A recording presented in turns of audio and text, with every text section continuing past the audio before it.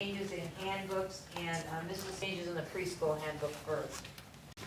Do you want to see Shema? Yes, right there. Yes, ma'am. I'm here. Thank you. You're very welcome. I'm going to be quick. The only things that we changed are, I took out the specific costs of tuition, and then we just changed some of the policies that everyone else changed due to the review or whatever it was called. Was that in the mission statement, the cost? No, I think I might not have put that on there. You said you updated your mission statement. I just changed the mission statement that was on the strategic plan and put that in. ours. All right. Got it. That's it. Would you like me to talk for 35 minutes? I could. Thank you. Okay. Then, I think is Mrs. Repolo and Mr. Jackson going to do the elementary or? I'm just here to support her. Well, that's a hard act to follow. Yes, I noticed you have a number of items. Yes, we did. Yes, we did. We too updated the mission statement and took our new mission statement. I didn't put that on here, but we just changed a handful of things. Our attendance policy will be updated with the new number, 5008. Our dress and general appearance will be updated with the new policy as per our legal recommendations. The only exception ours from the middle school and high school is it's okay for little girls to wear spaghetti strap dresses and tops to school. So we crossed that out of ours, correct? Correct. I told them we couldn't have that in ours. On page 15, we do have the dating violence updated with new policy 5420. We certainly hope that we never have to refer to the dating violence policy at the elementary, but we have it in there. On page 16, dispensing medications, we removed that it was board policy 5415, but left all the information regarding medications that are dispensed at school. On page 20, we changed the assessments to the 3 that are listed there. We had several others that were in there that we no longer use. Pages 20 to 24, the student fee policy, which will be updated with policy 5416, and that's one that all the administrators did together, and our section of the elementary will be in the fee policy. Will not have the information for the middle school or the high school. On page 26, the Title I Family Engagement Policy will be updated with the new number 6410. And on pages 27 to 31, we will have our updated policy for internet usage. Could you remind me what the student fee policy is? Oh, it's just Did we one make that, changes in it? well, I think we outlined it much better than it was before. So for example, it's things such as if you play a musical instrument, the cost of renting the musical instrument, and how if you cannot afford to do that, the school district certainly will help make available 2 instruments. Things like for PE, we expect the children to all bring a pair of tennis shoes. But once again, you know, if we needed to help with that, we would. So we don't really have many fees. We have a supply list, but if children don't bring those things, we supply them to schools. And the former one too, it had all the high school, middle school Yeah. fees and everything, which nobody needs to know about until you get there. So we kind of just put it just for elementary. Our Oh, books okay. should be Yeah. thinner this year. Okay, all Is right. that correct, Mr. That's Jackson? correct. That's correct. Thank you. Yep, thank You're you. welcome. Mr. Hickey?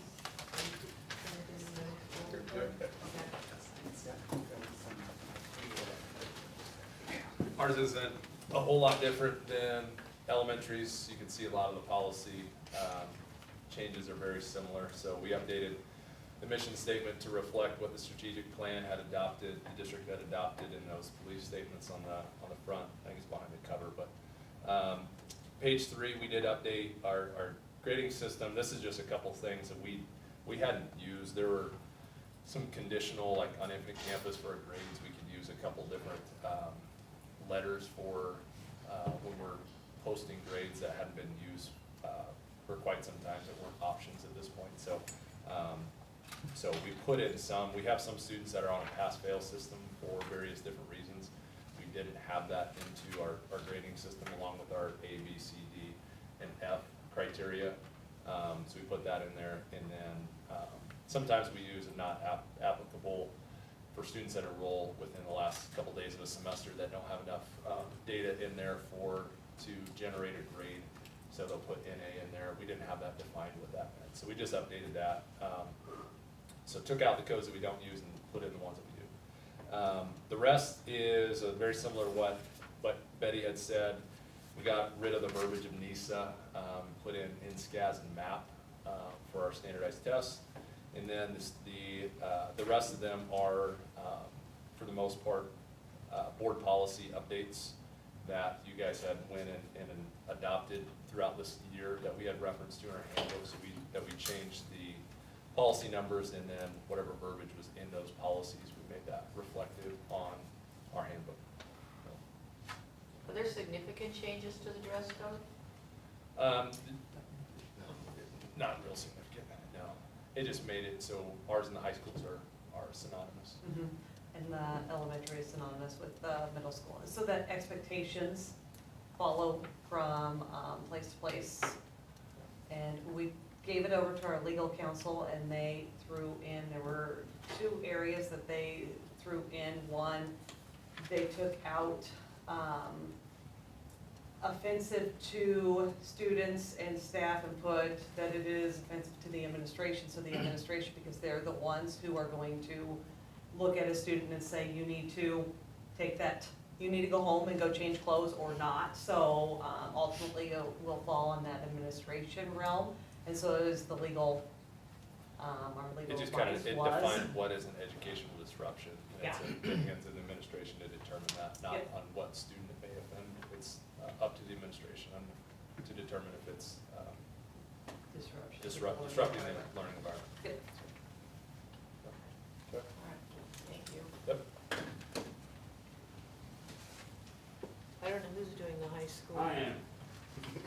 Thank you, Mrs. Rowland. Uh, Oh, okay.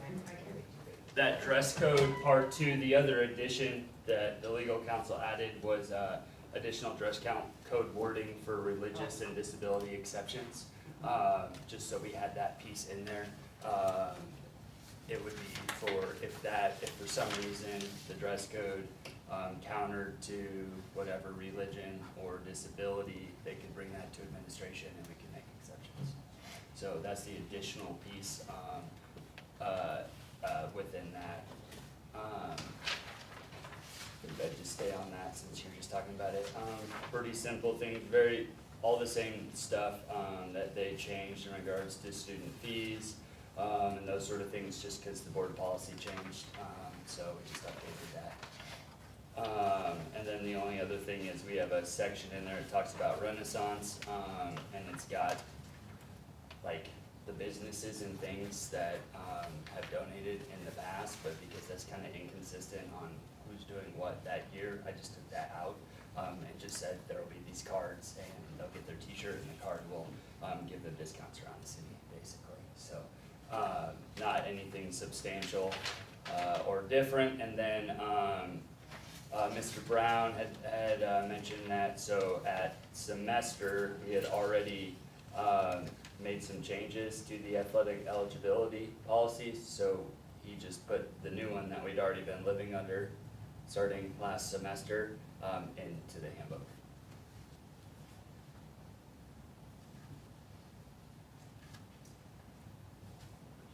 Anybody have questions?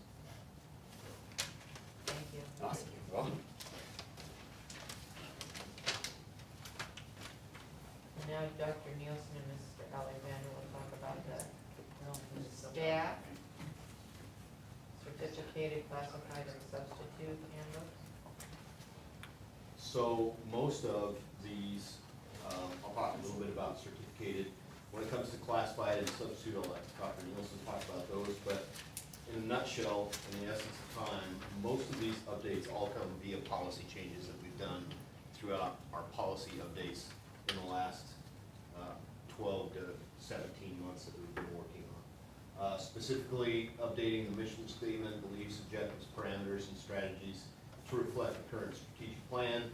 Items revolving around the negotiated agreement, those are all updated. And then after that, you can see the list of changes that were made to reference the appropriate policy numbers and policies that were put in place throughout the course of our policy upgrade in the last 12 months. So you can see that list there. I'm not going to go through them, but they all predominantly deal with new or changes to policy that we have before. And one of the things that we did do is we made professional attire similar in each book, so it's the same thing, so we updated it across the board, making sure it's the same thing, same expectations for every adult that works in our facility, but also allowing those exceptions, especially if you are maybe in a preschool classroom or an ACP classroom where you have higher needs, or you're on the ground, you're working with students a lot more, and you may need to, your attire might need to look a little bit differently. So we did allow for those exceptions in there as well. So as you can see in the classified handbook, we updated a lot of it was policy numbers, just making sure we had the exact and the correct policies. When you get to the substitute handbook, again, updated the policy numbers, but the one little place that we noticed we overlooked last year was the change from 6 to 20 days in the automatic removal to be consistent with current practice. So we have asked our substitutes to sub for 20 days rather than 6. We know the struggles in finding substitutes, and so we raised that number. I will tell you, I think 99%, Bonnie and I have not gone through, but 90, she said, Jackie, it's been awesome. It has been wonderful. Subs have been subbing a lot more. So that expectation has been nice and has helped us across the board. We approved that a couple meetings ago, right? Last year. Yeah. Yeah, we just overlooked it because that was on last year's. Yeah. We overlooked it, so that was one of those things, as we were reading it, we're like, oh, we forgot to change that, so. So, long Yeah. term, we- Yeah. Yeah, we Yep. changed long-term sub. at the Yes. last meeting. Yeah. That is the report. That is our whole, thank you. One quick question, is the new policy around, with the negotiated agreement on non-paid or back day, is that gonna be a administrative burden to track that now, or is that, I don't think. I know we changed that? Yeah, I don't think any, I mean, it adds a few more of the slots of times that teachers will have available to attend games and things like that. But as long as everybody follows the appropriate reporting mechanisms, it'll just be a few more login.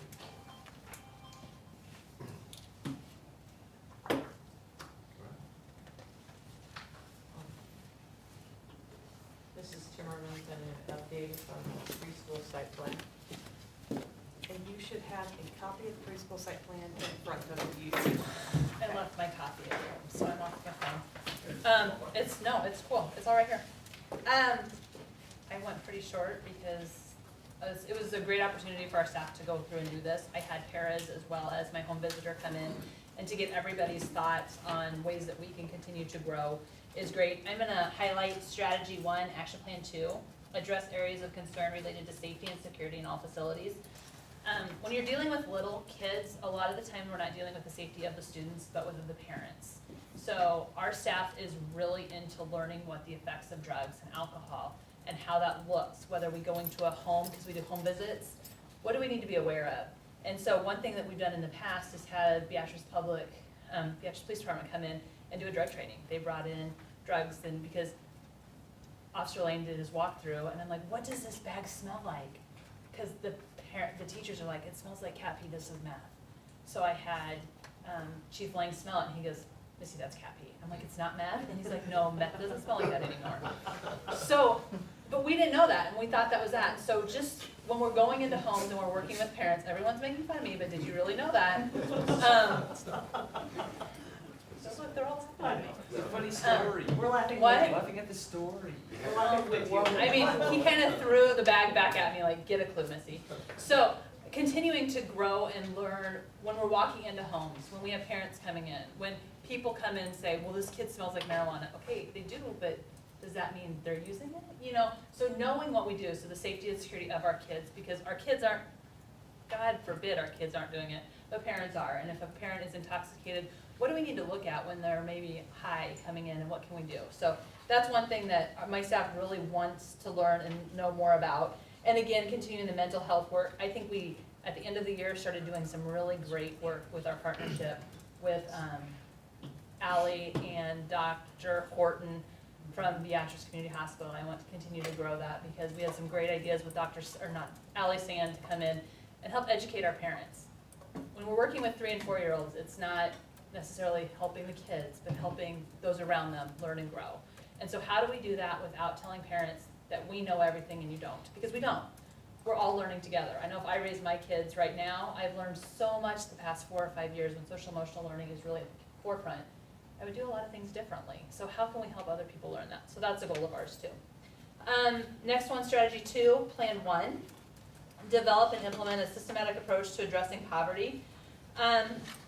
We know that gap is continuing to grow in Beatrice, and in doing that, especially with little kids, we're seeing that gap grow, whether it be language, potty training, just cleanliness, those things that are really, really hard to address.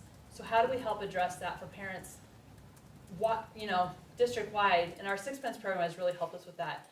When we start a program in October with 12 spots and we're filled by the end of October, and there's other programs in the state of Nebraska that still are not filled in May, that shows you the need of our community.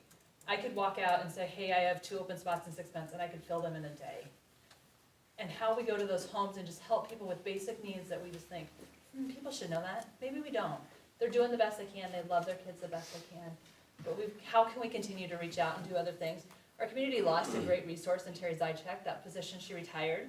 And so she went out to families and helped those families. She came to my house. When my kids were born, I was like, Missy, really? And so how do we continue to support that? Is it the school's job? I don't know, but is it being done? Probably not. So how can we continue to do that? So that's one. Continue those partnerships that we've developed, especially with Sixpence. To have that program within the preschool is great. And meaningful relationships. It's all about relationships when we're helping kids grow. Plan 3, evaluate and enhance support for individuals struggling with trauma in our schools. I think everyone back here can say mental health and trauma is huge. And when you have kids that don't know why they have trauma and can't tell you what's wrong, it's really hard to deal with. So continuing those sorts with our staff at preschool. Strategy 3, plan 3, we will develop high quality staff, faculty and administrators. I think professional development is a key and is a huge key to help maintain and grow staff. We've spent some money with early childhood, and I have the opportunity with Wednesdays that I can get more professional development in, but like bringing Dan St. Romain in and bringing those national-wide speakers that get people excited, but also address the needs that we need to do is huge. So I want to continue to do that for our community. And the beautiful thing about Dan St. Romain is he actually went into the classroom and modeled what it should look like. So it was really nice because sometimes when a speaker talks, you don't necessarily see that modeling, but he went in, modeled, taught a lesson, and did an amazing job. He walked the walk and gave us some huge props of, he's been around the nation. He said this is one of the best preschools he's been through nationwide. So he was impressed with our staff and how we have things laid out. He thought our PBIS and our supports and our behavior supports with our kids are wonderful. He's like, you just need that one extra push to push you over. So I think we're gonna do some satellite work with him the next year or two just to continue to grow. I would say one thing that I noticed when Erin and I did our site for school visit that day, kudos to Missy, and not saying that Missy, any different than the rest of the administrators here, but staff was, they were really talking a lot towards these plans and really talking about everything you highlighted there. So I think that's good, and they're engaged and they're wanting to, grow and help their students. And again, when you talked about the kind of the socioeconomic issues and so forth that are going on, it's definitely that's their focus. And I think if we help, And I think that's good for that age group. and capture that so parents understand that we all struggle. I mean, I think everyone in here that's had kids knows it's not a walk on the easy street. I mean, and you can ask for help, and it's okay to ask for help. And when you're a new parent, this new preschool thing is a hard thing to do. It's okay to reach out and say, I don't get it, I don't know how to do it. So I think, if we continue to grow that, so when they're a middle schooler and say, oh my gosh, what's going on, we have all the support for you, here you go. And so if people get that ability to ask for help, it would be great. yeah, those teachers were really focused on, it wasn't, you know, for lack of a better word, a complaint session, you know, it was more a, here's what we're doing to try to help our students. So I was very impressed. I was appreciating that time we spent with you guys. Thank you.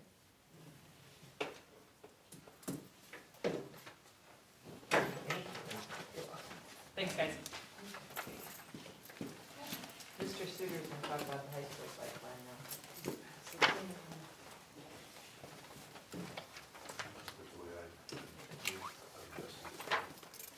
Yes, I didn't, I may have adjusted page numbers, but I didn't adjust anything else.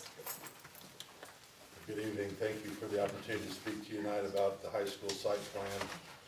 We, like the other buildings in the district, had our teachers do a collaborative exercise where they took the district site plan and then made application to those action steps and action plans to the high school. It was a good opportunity for our teachers to meet and work together, different curriculum areas, and since that time, we created this, and since that time, we've met with a subgroup twice, and we've gone back through to make sure all the things that we brought up as a collaborative group of high school teachers are really things that we can address at the high school. Our teachers, at some point, when they just started brainstorming, were bringing up things that, as Jackie and I looked at it, were more district-wide things that could be done on a district-wide level than necessarily just at the high school. So we had to go back through and take some of those district-wide elements and narrow our focus back to high school. Okay? All right. So what I'd like to do today is go through this group of teachers that I've been working with on this asked me to tell you about 4 of these things that are in here that we want to really work on over the next 5 years. Obviously, we'll work on all these, but these are things that they're very excited about. And the first one is in Strategy 1, Action Plan 2, it'd be the bottom of your first page. We think that creating a student ID system that students would use for lunch codes, attendance, bathroom passes, etc., and they would wear these ID cards through a lanyard, is a really important thing. We know that that could be a district level and we'll have to have some help from district level technology coordinators, but we see that as a real big, that could have a real impact on our school. It would help us track kids, it would help us with attendance, it would help us with obviously going through the lunch line, just a lot of things. And what I put here, what's interesting is one of our teachers, a new teacher to high school who came to us from Schuyler, who they use Infinite Campus, said those things are available right now in the Infinite Campus system. And so we don't think that's going to take us long to get that implemented and up and running. And we see that as a positive for our high school. So that's one of the ones I want to tell you about, and I'll entertain questions when I go through these other 3. The next one is on the 3rd page. It'd be Strategy 2, Action Plan number 2. Just as the other principals in the district have talked to you about, our high school sees major concerns with mental health, and the concerns that we see in our classroom with some of our students, both with bullying, suicidal ideation, self-harm, anxiety, depression, trauma-informed practice, and compassion fatigue. So we want to learn more about that, and so what we plan to do is implement meaningful building level professional development. We'll be seeking out people that can talk both internally in our community and also maybe outside of our community to come in and teach our teachers more about what to look for, what signs are there available, and how we can, as a staff, help our students with mental health issues, but also folks help each other and help make sure that we're looking at how those things might have an impact on our teaching staff in our building. So that's another one they asked me to make sure you knew that we were going to really work hard on. What is compassion fatigue? I think it's when you are empathetic with so many things that you wear yourself down. You wear yourself out because you see so many things that are concerning to you. So it's your compassion, not other people's compassion. Right. Yeah, it's more focused on you and you taking care of everyone else and forgetting that you have to take care of you before you can take care of someone else. So it's kind of the whole, we had Jo Bowler come in and she talked about putting on your own oxygen mask first, how they tell you to do that on airplanes. Let the others your kids will be fine, but put on your own oxygen mask first so you can breathe and then take care of others, so yep. And I think that is specifically speaking towards our staff and what our staff can do to, we have a very caring staff at the high school, and we work hard at that. That's one of our bedrock with relationships, caring about our kids. And I think that is fatiguing at times, so we want to get better at that. The next action step I wanted to share with you is strategy 3, action plan number 2. We also recognize, this is talking about recruiting and retaining and developing high-level staff, faculty, and administration. One of the things that we really want to spend time on is looking at what we do. We know we have a district mentor program for new teachers that come into our district and also to our school. But we want to take more of a hands-on approach to that. We want to have new teacher meetings throughout the year where teachers that are new to our school can come and we, as administrators, just talk. Our teachers want to have more of a hand in that. So what we wanted to talk to you about is improving the mentor program, or maybe even establishing somewhat of a more building level mentor program that would support both in and out of their departments. Number 3 talks about planning more get-togethers with our staff, getting together at Christmas or going bowling or just celebrating together and doing more of those things. I think that for any of us in the room that have been in education for a while, we know that used to happen more frequently within education. There were more times where teachers got together outside of school and did things together. And as simple as that may sound, I think it was really beneficial.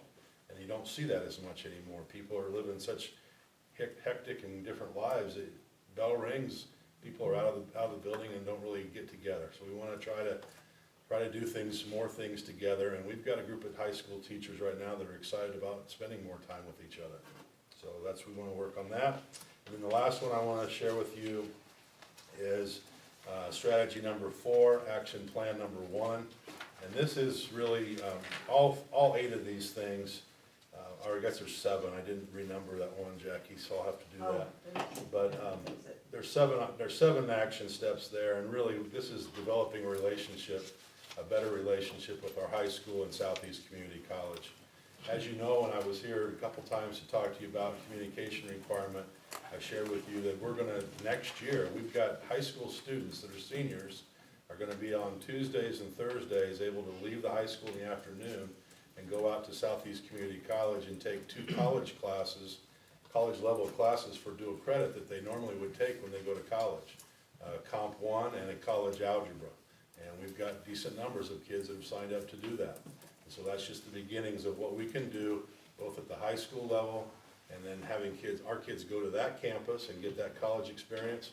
And then on the flip side, we're gonna have, because we wanna offer dual credit in social studies, we're gonna have professors from SCC that have both their ability to teach at the college level plus the high school level actually come into our building and teach a dual credit psychology class and a dual credit sociology class. Thus, us being able to say we offer dual credit in every core area in our high school, which is something that we've not been able to do with social studies since they raised the requirements of what teachers need to have for their educational background. So that's an example.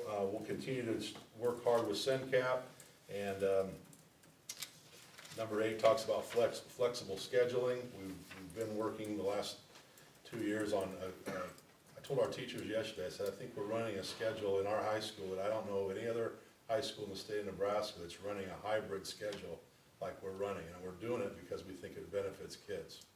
So we're running both a block and an 8-period day within a day, and that's taken a lot of work, a lot of figuring things out, trying to make it work, and I think that flexible schedule is going to give us that opportunity to continue to let kids leave for blocks of time and go out to the college. We couldn't have done that on a 45-minute block schedule. They wouldn't have time to get out there, take a class, and get back. But with a 90-minute block, they do. So I think that's going to open up just more and more things that we can look at. So there's a lot of things in here. I don't think I'm not supposed to spend the whole evening telling you about those, but those are 4 things that our teachers did tell me they would like me to tell you tonight. and do my best to explain what those things are. We're excited to get started on it. We have plans to do that next year. So, any questions you might have? So I just have a quick comment. I think, all of the levels have now given us these, right? Yep. I definitely appreciate this, because I think it really takes the new strategic plan we put in place and put it in action at each level within the district. And all the work that the administrators and teachers have done, this is great. I guess what I would like to see now is some sort of cadence of updates. Yes, I don't know if that's that's our goal, next year.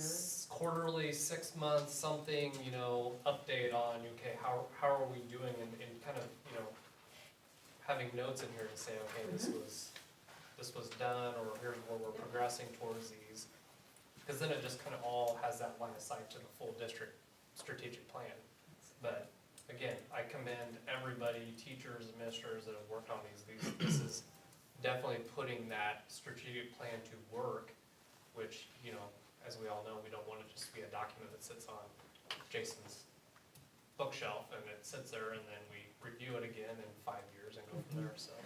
I can speak for myself. I'd love to come to the board meetings and update you. I can tell you right now, there's one of these things in here that talks about opportunities for our kids to join different clubs. We're gonna co-op with Weimar Southern next year and offer our kids an FFA program. So we're already working on a lot of these things already. So that's good stuff that we wanna come and tell the board about. So, I agree. So that will be the plan for next year, is as we move forward, I will assign months, so like September will be maybe middle school, October will be this group, and then we'll do November, probably take January, so just assign them to different months, so that way then they're constantly, because that's the other piece about doing that is you constantly keep it in front of you. Because sometimes, like you said, you put it on a shelf and then we gotta get going, okay, well, how are we doing? We should constantly be looking at it and making sure that it is the focus and what is driving the district, because it is our school improvement plan, it is our plan to help us move forward. So that is the plan, at this point in time, like Erica said, you've seen all 4 of them. And so they have all taken a different twist, and it's really neat this year to add the site plans, because now you see it affecting, what is the importance to preschool, what's the importance to the elementary, to middle school, and to high school, rather than just taking the District 1 and saying, do it. I would say this was a good exercise, because in the other 2 strategic plans that I've had the opportunity to be a member of, there was a big document that you would go through and find which things pertain to the high school. This is a working document that we can utilize all the time. I agree. And it's kind of like what we did with the instructional model. We have a Marzano model of 43 different elements, but we took that and we narrowed it down to the top 8 for the high school. That makes it more functional, makes it more workable, makes it more something we can attach ourselves to. So another question, I like to hear that, obviously teachers are involved in these discussions and development of these action items. Have, mainly probably at the high school and maybe middle school level, have you thought about involving some students within that? Just to kind of hear some of their ideas, some of their, just so that they maybe understand a little bit of this as well? Just an idea. I don't know what, they would say, within the strategic planning process on that side too. But it might be kind of interesting to Yeah. have them have their own plan. What would they like to see? I mean, in terms of like, when you look at recruiting teachers, what role do they play in that? They play a huge role in that. Yeah. But for them to, and I will echo what Eric is saying, that this seems like a living document as opposed to, oh, that's nice, we did that, let's move on. Right. I've been really impressed with, and the fact that they brought lots of people to the table to get their ideas. But we had high school students involved in the big part, so I think it would make sense to, Yeah. now we've narrowed it, develop a committee of students to look at it. Yeah, because they may come and say, okay, Mr. Suter, the real world is, Yeah. They do every day. Yeah. Let me know what the real. Here's what you're thinking, but here's what's really going on. I'm not shy about doing that. Any other questions for me? No, thank Thanks, Thank and you also, very much. thank you for being at graduations last Sunday, it was good. You're welcome. Good ceremony. Dr. Nielsen will now talk to us about the multiculturalism report. Awesome. Okay, so if you have your computer up, you will notice it's in Spark. If you do not have your computer up, I do have a couple extra that I can send around. So you can, and there is a report for elementary, a report for middle school, and a report for high school. But one of the components that districts must update the board and patrons on yearly is our integration of multiculturalism into the classroom. So the reports are being provided for all three levels, and as you look at the reports, you notice that there are a lot of activities and a lot of things that we are doing in the classroom and in our buildings that reach the students and that expose them to different cultures, expose them to different people, expose them to different facets of our global society. So a couple of the highlights are the number of places that we infuse multicultural education, and this is one of the cool things that I get to see our teachers continue to send me stuff in the math classroom that they do, or the science classroom. So some places where you wouldn't necessarily think multicultural education is happening, but they really talk about different things that they do in those areas, and so it was kind of neat to see some of the different perspectives that they bring up. But you see it in also social studies, reading, music, art, band, and some of those other areas where they talk about, so if we are singing a specific composer, we also talk about that composer and talk about kind of the culture that that composer came from, and talk about, you know, what similarities does that culture have to ours, what differences does it have, and also what does this piece of music bring about because of the culture. And so those are some things that our teachers try to expose our students to as they look at that. But I think as you look through all of these, the key focus of infusing multiculturalism into these areas is to help students understand multiple perspectives. It's to help them appreciate the many different cultures that make up the United States and our global society, because as we look around, we don't all come from the same culture, we don't all come from the same background, we don't all look differently, we don't all think the same.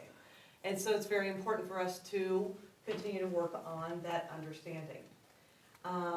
But also exploring differences, similarities, exploring expectations, perceptions, other relevant topics to help build their background knowledge. Our teachers utilize discussions and reflections to help students begin to think critically about being a part of the global community while using empathy to put themselves in the shoes of others. And I think that is huge, because we know that right now, or just in life, I mean throughout life, you have many people that have differences, many people that think differently, look differently, act differently than you. And we know that that can also be a divisive factor. But our goal is to not let it be, because we know that all those differences create who we are, create our society, create the uniqueness of each person. And so how do we work together to help our kids move forward so that they appreciate all of the differences? So that is the goal of multiculturalism in Beatrice Public Schools, but as I said, there are tons of different activities that are infused, PK through 12, and our teachers do an amazing job of making sure that we meet the standards. Any questions?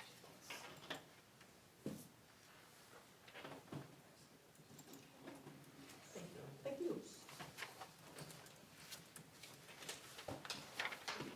You're gonna introduce, or, Yeah. okay, Uh, thank you. Okay, so moving on, item number 7 is a new building update. And as you all know, we've been moving this train down the road, down the tracks. We have tonight, last month at the board meeting, we had Ryan Tronick from Pinnacle Bank come in and talk to us a little bit about the financing piece. Tonight, I've asked that bond attorney Michael Rogers from Gilmore Bell and Paul Davidson from, Paul Greiger from D.A. Davidson come in and talk to us about the next pieces that will be taking place as we put this entire package together. There's a lot of little details now that take place in the bond financing piece and the lease purchase, all those types of things that have to fall into place, and we'll be asking for some of that approval in June. other parts of it will come later on, but I wanted to ask them tonight to come up and talk to you as board members about some of those next pieces that are coming, so. Michael, come on up. Paul, I don't know if you have anything, but you're more than welcome to come up and sit with us and if there's questions. I'll do that in case more to respond, I guess. Yeah, yeah. In case Might there's show here. a question that might be asked that fits into that piece, so. Everybody, good to see you again.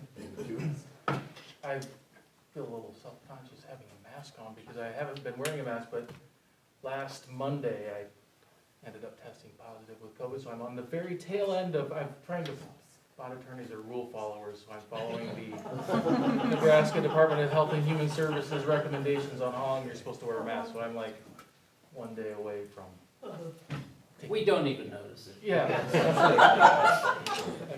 Anyway, so we're getting close to finalizing the financing that I don't remember what month we were here, I think it was last September maybe? Yeah. September to talk about the concept, and I'm glad Brian was here last week, that's good, but there will be action items on the agenda in June to approve, from the school district's perspective. Obviously, the interlocal agency's already been formed. They've been doing a lot of work. They will have a separate meeting to authorize the financing. They will actually be borrowing the money from Pinnacle Bank and doing the project. The school district will then lease it from the Southeast Nebraska Education Agency. And so that will be on the agenda June 13th, approving the lease that the school district will enter into with the agency. And also, one of the things that has to happen is the real estate that the building and the elementary campus will be constructed on will be on what's the property known as? Higgins. The Higgins property. And it'll just be on a portion of that property, and so part of the plan is for the agency to acquire title to part of that real estate. Under the Interlocal Cooperation Act, the school district has the ability to appropriate funds to an interlocal agency that it is a member of. And so the school district will appropriate funds for the agency to use to pay the school district for that land. So it's kind of it'll all happen at the same time, but that will be part of the resolution that's approved is appropriation of funds for the real estate acquisition, and then at closing, that the title to that real estate would be transferred to the interlocal agency. And then the school district will enter into a lease for the real estate and then also the buildings and improvements that are constructed on the land for the elementary facility. So construction is expected to take approximately 2 years, I think. The financing that the interlocal agency has with Pinnacle Bank, which you heard about last week, will be a drawdown financing, so the agency will only incur interest costs when it needs the money for construction.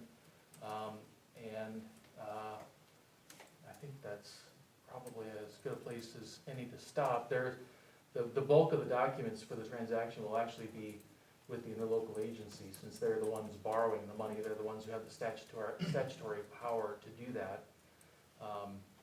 So the school district's agenda and resolution will be quite a bit shorter than what will be on for approval at the interlocal agency level. So with that, I'll see if there are any questions or see if Paul has anything to add to that description. I think that the main purpose of asking Michael to come down and explain this is because it's a kind of an exchange for making sure that we're transparent with everybody and everybody understands what's going on, but it's kind of an exchange from the standpoint that that portion of land that the elementary school is gonna sit on goes into the SNEA's hands to be able to borrow the money. So in a nutshell, that's really what it's all about. but we have to make sure that we do that in order to be able to have all the pieces fit together. So essentially, we wanted to make sure we explained it to you tonight. You'll be signing bits and pieces of that at the board meeting, as Michael said, but the majority of it rests in the hands of the SNEA. So, questions? So with the land transfer, and I understand the collateral need for that, would there be a way within, you know, kind of that, the documents with that to have some stipulation that if, you know, if there was ever a time that, and I don't know that this would happen, that we went out and we were approved, a voter approved for a bond, that maybe, say we were going to add the middle school, we actually received enough funds to then cover the grade school to kind of close that debt, and then everything at that point then is kind of on the tax side. Will there be a way to write those documents to say if that happens, then that land would automatically, without any compensation, transfer from the SNEA back to the district? That's a great question. I think, Because then at that point, they essentially would dissolve, you know, because there would be no more financial responsibility at that and point. I think that might be the shortest and most straightforward approach to it is to, as long as there is debt outstanding, SNEA can't dissolve. It has to remain Sure. intact as an organization. And there'll be a mortgage on the real estate for as long as that debt is outstanding, so the title can't transfer for as long as that's in existence. I think when the SNEA does dissolve, if at some point down the road, then title to whatever assets it holds the board would decide what happens to those assets, and I think at that point it would be natural for the assets to go to the school district. So I think So could there be any actual stipulations to say that that will happen? that, Because who knows, that could be 10, 15 years down the line, and none of us in the room are part of that anymore. right, And you have another group that says, nope, we want to hold on that land and hold you guys hostage to that. the only concern I would have with writing something into like a deed, a warranty deed or something, is some kind of restriction like that is, it would make that more complicated for the bank. The bank might, it would be hard to write that in a way that is clean enough for the bank to say, okay, I'm okay with whatever that is on a mortgaged piece of real estate. That kind of restriction can cause more unintended consequences or complications than, I mean, obviously, we know more likely that would not happen, but just, right. you know, just to protect the district in some way with that asset, because it's an asset at that point. And I don't know that there's a good way to write that into the documents for it to happen automatically. I think my expectation is everybody who is sitting around this table, if it's none of us in this room right now, will be conscious of the fact that it's the elementary school building that the school district needs, and the board of SNEA at the time will have people on it who care deeply about the school district, and I think those decisions have to be left to that group of people in the future, unfortunately. Doris will still be here. Okay. Better get that building built fast. Paid off. And I think for everybody, you know, everybody should fully understand that obviously with Pinnacle Bank, there needs to be some collateral, you know, to back up, you know, at some point, obviously, that land value is not gonna cover the entire project, but I can fully understand that their need for something is definitely in place there, so. It's a good question. I'll think about if there's a way to do that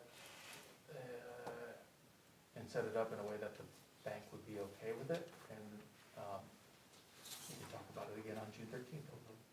Thank you. Any other questions? That's a great question. Any others?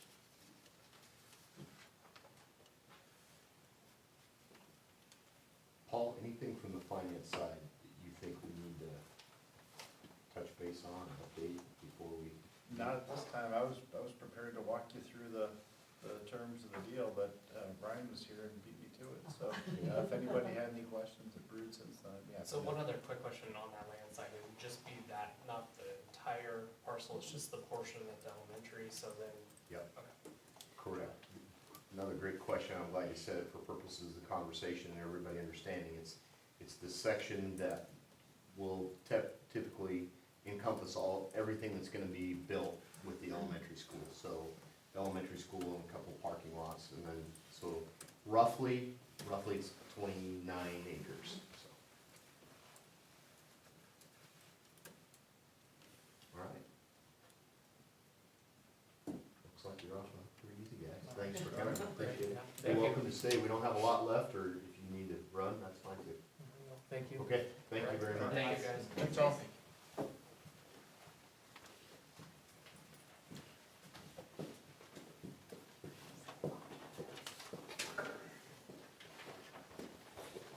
Now we're gonna talk about LB 644, Mr. Alexander. Yes, this is a legislative, item from not the most recent session, but a session a year ago where it passed at the end of what would have been a 90-day session, LB 644, and then because that's in June, there wasn't time to enact it, and it deals with the budgetary process that a school district goes through, which is, we're coming up on that very quickly, and in preparation for that, I wanted to update you on the impact that LB 644 had, because it impacts not just us, but the entire city, county, college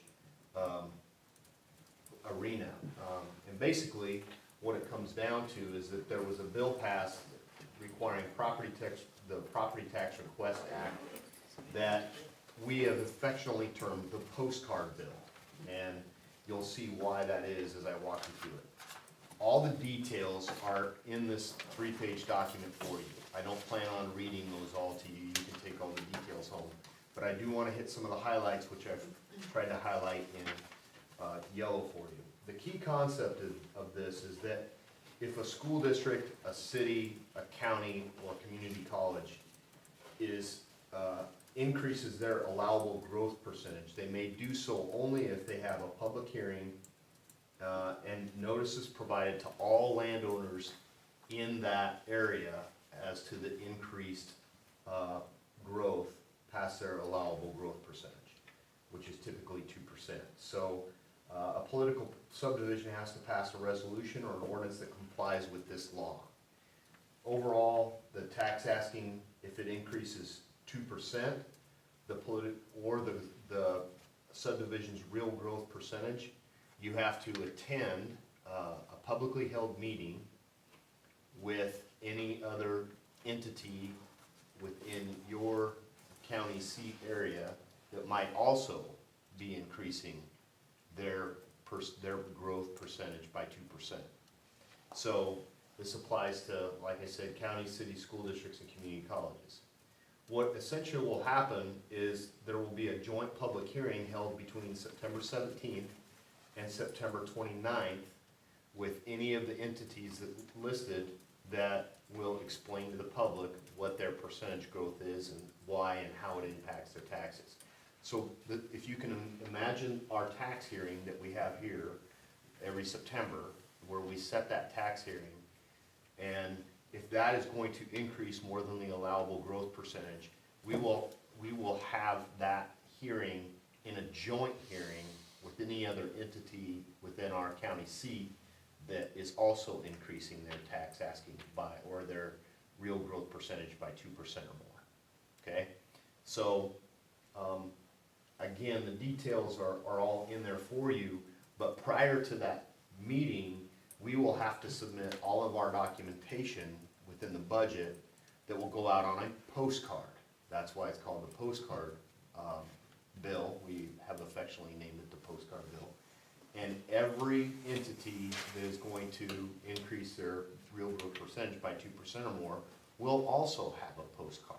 So ultimately, a tax-paying citizen in Garfield County could be getting a postcard from our city, our county, Beatrice Public Schools, Southern Wymore Public Schools, Del Rodale Public Schools, and quite possibly Freeman Public Schools. So we are really not, Gage County, excuse me. Slip up, sorry, Gage County. You're just making up a hypothetical. Yeah, that's what I was like, what's that? Hypothetical reasons. Clifford? What's the population Garfield, of Gage County? lasagna town. I don't know what the population It's is. about 22,000, so you would have to send out a postcard according to this. Everybody still has to send it out. Even though it says only if the county has a population of more than 25,000 inhabitants? Yes, we still, And why did they put that in there? that was, I don't know why they did, but that was every school district in the state that is going to exceed 2% of their allowable growth rate is gonna have to do this. And so I don't know how many that's gonna be, but, so essentially, the idea here is that we're not talking about a postcard. We're talking about a document similar to what you have in your hands, probably, with everybody's information. We are also required to pay for part of that as well. So, that, Which contributes to the growth. which contributes to the growth, exactly. It's an unfunded mandate. The postcard notice and requirements are also in there. That, again, that includes all the details, what percent you're exceeding by, how that impacts the tax asking, how that impacts the taxes paid. It will be a very lengthy document that will go to every single box holder in the county by September 5th. So keep in mind, our valuations are not certified until August 20th. We have, we'll have to have we, speaking as our Board of Education, will have to have a budget update and hearing in there prior to that time period. And I've got an outline of the timeline on the back to be able to submit that information to make sure you're all okay with it, submit it to the county clerk, who then will be responsible for sending it out to all the taxpayers. And then we will have to have that joint public hearing. And we still have to meet with the county courthouse to determine where, what time, how all this will take place. But it will have to be held with the county, the city, Diller Odell, and Southern Wymore, and possibly Freeman yet. I'm still not sure on that one. We'll have to have that joint meeting sometime between September 17th and September 29th. Would Tri-County and Wilbur Claytonia also fall into that, since there's portions of those schools in Gage County, or, you know, part of those districts? And even, does Lewiston have anybody? Norris. It all depends Norris? on where their county seat is located. So if their county seat is Gage County, then they have to be Oh. part of that. If not, then they go to, so I don't think so. Well, I was gonna say Tri-County actually sits in Jefferson, so. Yeah. So it would be Jefferson. So, it's a change. It will require us to have at least one more meeting, possibly two, within our board budget planning process, from when we think about that being really the July committee of the whole meeting to the September final approval of this, which would be around September 25th, is kind of what I have targeted. It's going to require us to have at least one, possibly two more meetings in there. The good news is, for the joint public hearing meeting, I'm taking first payments for anybody that wants to attend that. For what? And if, for attending the joint public hearing, I'll take payments if you want to come to it, but the other news is you don't have to.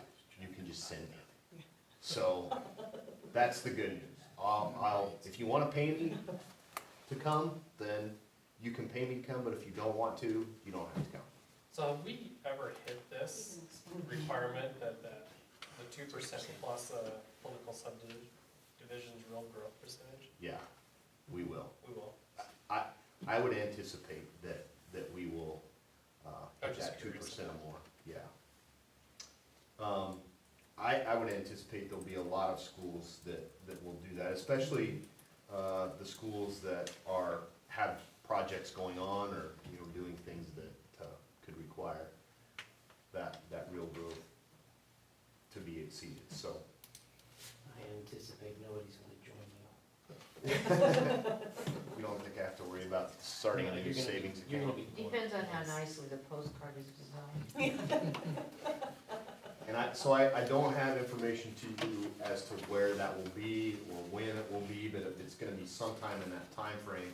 I tried to go through the calendar over the last few weeks and as we prepared for this, and we've met with the Department of Education, we've heard from the Nebraska Public Auditor, but in the election year, it's been very difficult to want to bother the county folks until they've gotten past that. So in the coming weeks, I would assume that we're going to have a joint meeting with the superintendents and the county folks to be able to discuss how this is all gonna unfold, because we're not really in charge of it, the county is, but we need to make sure that we're at the table to be able to be part of that planning process as well. So I did include, and I tried to highlight possible budgetary timeline looking into August, and also highlight that this is subject to change depending on dates, times, and unforeseen events, and unforeseen events could be about anything. So I tried to outline a timeline looking at the calendar for you, so you could wrap your mind around this and what it looks like, and maybe more so I could wrap my mind around it. But it is a bill that passed a year ago. Because of the 90-day session, it didn't get approved until early June, so that wasn't time to implement it in the budget timeline. So this year, we get to deal with it. We've known it's been coming for a long time. We also hoped that in this legislative session, there would be cleanup to it, and there was none. So maybe after a year of managing the postcard bill, we'll come to the idea that there might be a better solution. So that's coming your way, and that's really about the only item that I have to on LB 644 that I have to share with you tonight. I just wanted to make you aware of it. In terms of public comment, if I could be first, because I don't know if there's anybody else, I would just like to say a few things that kind of pertain to public comment. If that's okay. Okay. They're more superintendent update. We've had the ability to listen to every one of our principals talk in the past several months about their site plans and thinking about the strategic plan and how that's all evolved. And I appreciate the comments and the realization that you as board members have, and appreciation for the work that these principals have all done with their school in terms of the strategic plan and the site plans. I agree with everything that you have communicated. It's a living, breathing document, and they've put that together to be able to represent honorable work that's done in schools every day, in our schools every day. And I want to say that not only have they put together this site management plan, but this year, as we talked about our meetings towards the end of the year, and they got kind of hectic, we talked about, there was a reference made to landing the plane safely this year. And came from one of our principals in here, Mr. Hakey said that you know, we're getting close to just trying to land the plane safely. Let's get that, make that our focus. And I just want to take a minute to thank them, the administrative team, for not just all their work with the site, the strategic plan and the site-based plans that they've done with their work with their staff on to try and represent what the community wants and also what's best for students, but they've also done a tremendous job of getting the plane off the ground at the start of the year in August and landing the plane this year, amongst all the other things, distractions, the challenges, the great things that are happening on a daily basis, and all the activities that our kids are participating in on a day-to-day basis. And they did a great job of getting the plane off the ground this year and landing it safely. So to all of you this evening, thank you for being here tonight. Thank you for your reports on the site-based planning that you've done, being advocates for your staff, and also doing a great job of being advocates for the kids that are in your schools on a daily basis. So I just didn't want this evening to get by without saying that in regards to everything they have in the site-based plans, but also everything they do on a daily basis to get us up in the air and then land us safely. Thank you. That's all I have. Thank you, and I would say that they did do a nice job this year. Yes. this is a proper time for public questions and comments on any topic. Anybody want to visit with us some more? Guess not. Do I have a motion to adjourn? So moved. Have a second? Second. All those in favor of adjourning the meeting, say aye. Aye. The meeting is adjourned. Excuse me? 1 hour.